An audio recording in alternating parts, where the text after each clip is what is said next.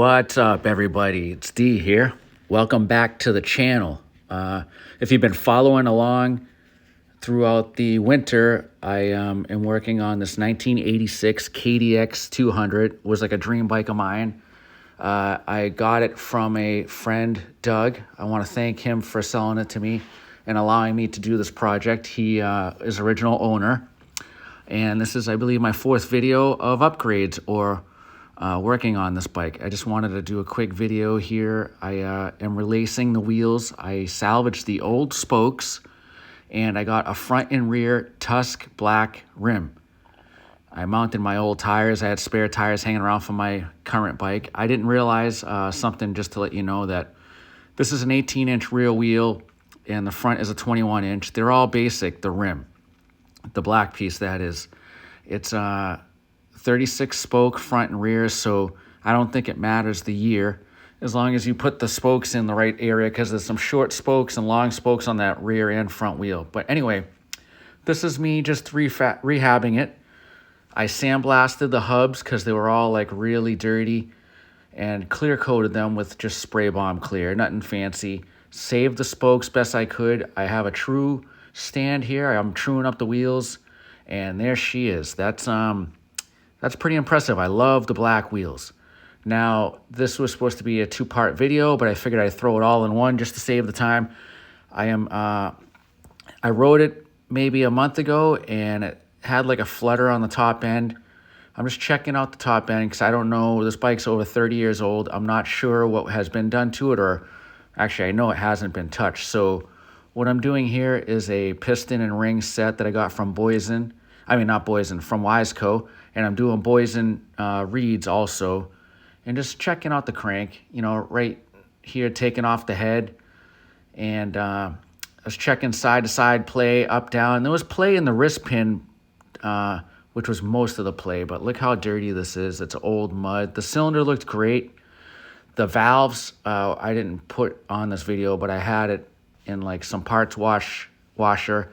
I cleaned off the valves. There's a lot of carbon. I didn't take them out because they were moving freely, but there is the wrist pin bearing on the connecting rod on the top. A little bit of carbon. It looks like it was running really clean. It ran well before this. I just wanted to do some cheap insurance. It was like $200 for the kit, plus another $40 for reeds and, the gaskets and stuff.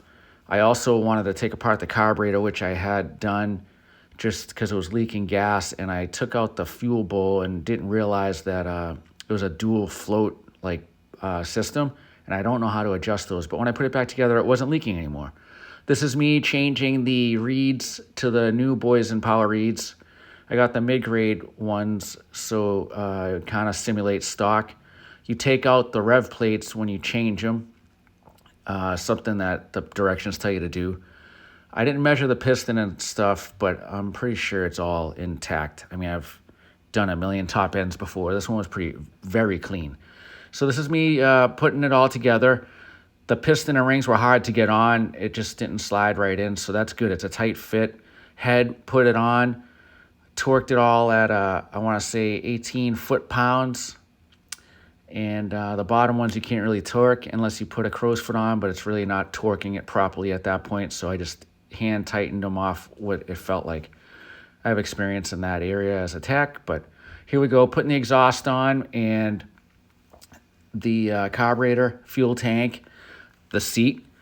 This bike is a really good candidate for what I'm doing here. I don't have to put like a ton of money in it. It's solid. It's all there. I did front brake pads also while I was here, and this is the first fire up of the bike. I didn't start it before this, so it took a couple kicks. I want to say like 6 kicks or whatever. It started, stalled, but you got to remember the carburetor was totally dry. I just put the tank on. I'm dumping it to try to get it to spill out. It spilled out a little bit, and I'm very happy with this. As you know, if you've been following along, I plan on making this street legal so I can just ride it to work. I'm not like looking to do anything crazy, but the night of this video, I did take it down the road, and it did make a big difference. It ripped, like it had more response. It didn't seem to flutter as much when you were on the top end. I may want to do a clutch because it's the clutch feels like it's out very late. It lets out very late, so it probably needs plates and stuff.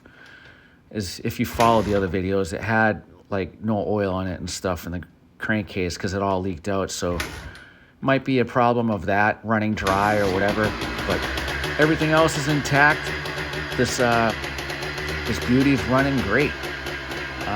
I can't believe that it's this nice of a bike.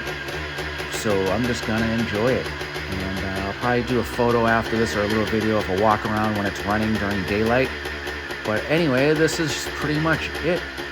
I'd like to thank you again for watching the video. Like and subscribe, that helps me out with my motocross videos I do with the GoPro. I'm trying to get to 1,000 subscribers, so please like and subscribe. And yeah, I'm gonna have some other ones. I'm also painting a helmet currently for myself, and that is in the mix. And I did a couple ride days. I got another video coming out of us riding. I can't believe I'm riding in February.